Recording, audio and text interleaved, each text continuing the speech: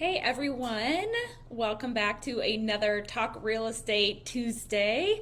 I am Ashley Nate, and on Tuesdays I go live to talk about relevant real estate topics. It is episode 8 already, and today what I thought we would do is kind of go back to basics because since we're coming to the end of the new year, some of you might have a New Year's resolution for getting either your first house in the new year or maybe a new home is on your list. So that's why I thought it'd be good to kind of bring it back to basics and walk through the home buying process, whether you're getting your first home or it's just been a while since you've done it. It's good to have a little refresher of that. So before we get started, another reason why I thought this was a good thing to bring up is because, in my opinion, buyers have a lot of leverage in the market right now because there's low demand, people are busy with the holidays, and so you have more time to shop around right now and more leverage to negotiate with sellers. But as rates kind of come back down or sort of level off, and in a few months here when we get into that warmer weather that seems almost unimaginable right now, but once we get into that warmer weather again, then more buyers are going to come back onto the market and that competition is going to increase for you, and you're going to see with that probably prices increasing as well. So that's why I think it's a great time, if you have any interest at all, to not hold off, beat the crowd and get out there. But anyways, let's get right back into it. Like I said, we're just going to go through kind of a quick walkthrough of the home buying process and throw in some little nuggets along the way with each thing that we talk about. So your step one is to schedule a buyer's consultation with a realtor. This is a great thing to do as your first step so that you can first of all, just kind of get to know the realtor that you are working with, chat about what your wants are, what your needs are, what your timeline is, discuss the process, and then also, if you have not already, get in touch with a lender. Your realtor could give you some lender referrals if you haven't done that yet, because that brings me to the next step, which is really the most important thing before you start looking, and that is to get pre-approved with a lender, and your realtor can a lot of times provide you with a recommendation for that. And so this is such an important step to do before you start thinking about looking at houses, because it really helps you to determine what your exact budget is so that you can make sure that you're looking for houses that fit within that. You wouldn't want to be looking at a bunch of houses and then come to find out those were out of your budget and you couldn't afford them. On the flip side, you might not want to be looking at houses that are really below what you didn't know you would be able to afford. So it's good to do that part first to get approved. Let me see, I'm kind of looking at some key things I wanted to tell you about, but you want to meet with a lender earlier than when you want to think about buying. A lot of times I find, especially for first-time buyers, you might be more ready to buy a home than you realize. One of the very first clients that I worked with, I was so surprised. He was I don't even think he was 20 years old yet, but went and talked with a lender to find out what he was able to afford, and he was able to get a pre-approval for a smaller amount, but he was young, it's his first place. Rather than what many people would do in that age is just automatically assume, well, I'm too young, I can't buy yet, that's too hard, I'm just going to find a rental. Ask the questions to find out. Talk to a lender and just see. Even if the answer is no, it's really an answer of not right now, and you can find out the steps that you need to take in order to be ready in the future. So he did that. Now he's building equity, paying down principal. He can stay in that smaller house for a few years, and then 5 years down the road or whenever that is, he has kind of this big lump of equity that can roll over and get him into a bigger home. So I thought that was genius. I always think home ownership is genius if you're able to do it, and sometimes you don't know if you are able to until you have that conversation. So get in touch with a lender, and also when you do that, make sure to ask about grants and assistance programs and things like that are out there. I know Iowa Finance Authority has some great options for grants that can help cover thousands of your down payment and closing costs. And again, it's something that a lot of people don't even realize that those are out there until you start asking the questions. So do that. So that's my big spiel. That'll be the longest spiel on each one of these little steps. But that pre-approval is really so important. Asking those questions earlier, as soon as you have that idea in your head, asking those questions, the sooner the better. So once we have that pre-approval, then what we can we do? We can start looking at houses. So you can keep an eye out online and let your realtor know things that you've seen. You've done that buyer consultation, so your realtor probably has a pretty good idea of what you're looking for, and they can send you houses that they think you might be interested in as well, and just start scheduling those showings, checking them out and seeing what you're interested in, and if there's any that are the one for you, which brings us to the next step. Obviously, when you find one that feels right, that is the one, so to speak, then put in an offer. Your realtor will help you to come up with the best offer terms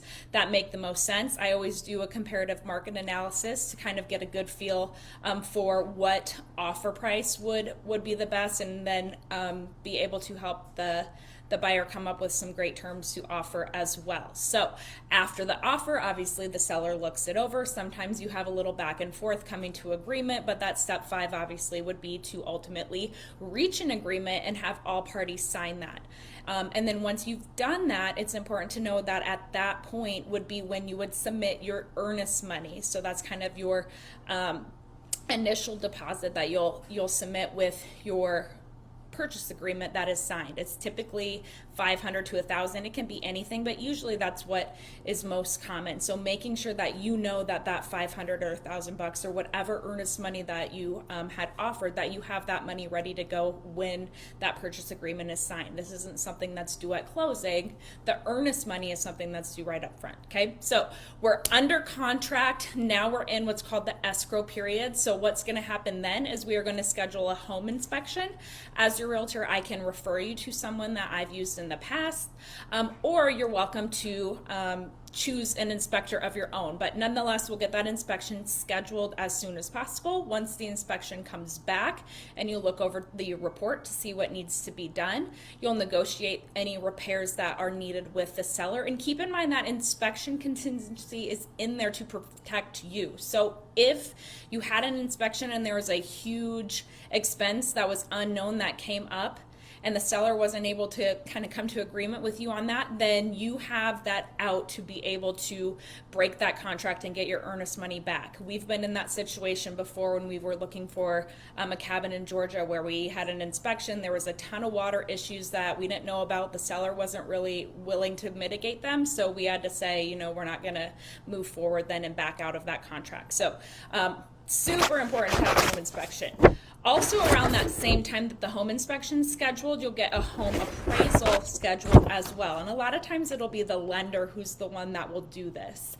And so the appraisal is going to tell you an estimate of market value for that home. They want to make sure that the home is worth what they are lending you the money for. So if the appraisal came back and it was lower than what you offered or were under agreement to pay for the home, then again, that appraisal contingency, that's another thing to protect you and also to protect your lender, that if the seller was not willing to bring down the price, or if you were unwilling to pay additional money to pay for that appraisal gap, then you would be able to leave that contract and not go forward with that house. So those are two very important contingencies that happen that you have in your contract, and that inspection and appraisal happen in that escrow period. So once we get through those two things, those are probably the biggest things that happen while you're in escrow. Otherwise, there's a lot of behind the scenes things. So your lender will be facilitating the work to make sure that the title is transferred, to coordinate your homeowner's insurance. If you are doing a home warranty, then that will get ordered as well. Either your lender or your realtor might get that order for you, especially if the seller is providing that for you. But then ultimately you'll confirm when your closing date is going to be, so that you know the time and the location that you're going to meet at. As you approach that date, probably within a few days before that, typically is what you would want to do, is you will schedule a final walkthrough with your realtor. This is where you're going to walk through the property to confirm that it's still in the same condition that it was when you initially saw it. Make sure that any repairs that were agreed to were made, there's no new damages, that all the items were removed. moved. One sale that I did, we went through the final walkthrough at 5 o'clock, and we were closing the next morning at 8. At 5 o'clock, like the whole entire house was still filled with all of their items. Nothing was packed up. It was as if they were still living there. And so I talked to the listing agent, and apparently they work nights and they were going to pull an all-nighter and do everything that night. And the trucks are coming at 8. They were going to load it all at 8. And I was like, really? But they did it. And so we checked the next morning. Sure enough, verified everything was out before closing, even though nothing was done 5 o'clock the night before. I thought it was totally crazy. But they did it. But nonetheless, those are the sorts of things that you want to find out at that final walkthrough, and just make sure that before you sign those closing docs, everything is taken care of, items are removed and whatnot. But 3 days prior to your closing, you will get your closing disclosure from your lender that will tell you the total amount of final settlement costs that you owe in order to get that closed. And so you have that 3-day period before closing. If anything changes, it kind of restarts at 3 days over again, but you'll get all of that 3 days in advance. But then ultimately we'll get to that scheduled closing date and sign your documents and get your keys and move into your house. So there's a lot of things that go on there with the home buying process, and that's why it's good to work with the buyer's agent, have a lender that is an excellent communicator and that you can trust, so that they can make this process as easy and stress-free as it can be for you. But I hope that was kind of helpful, a good little refresher for you. If you have any questions about anything, there are no stupid questions, or if you just have any ideas you want to walk through, my inbox is always open, or feel free to drop me an email, give me a call. I hope you guys all have an excellent Christmas. Everybody stays warm and everybody stays safe in the blizzard that we have coming. And I will be back next Tuesday for another Talk Real Estate Tuesdays. Merry Christmas, everyone.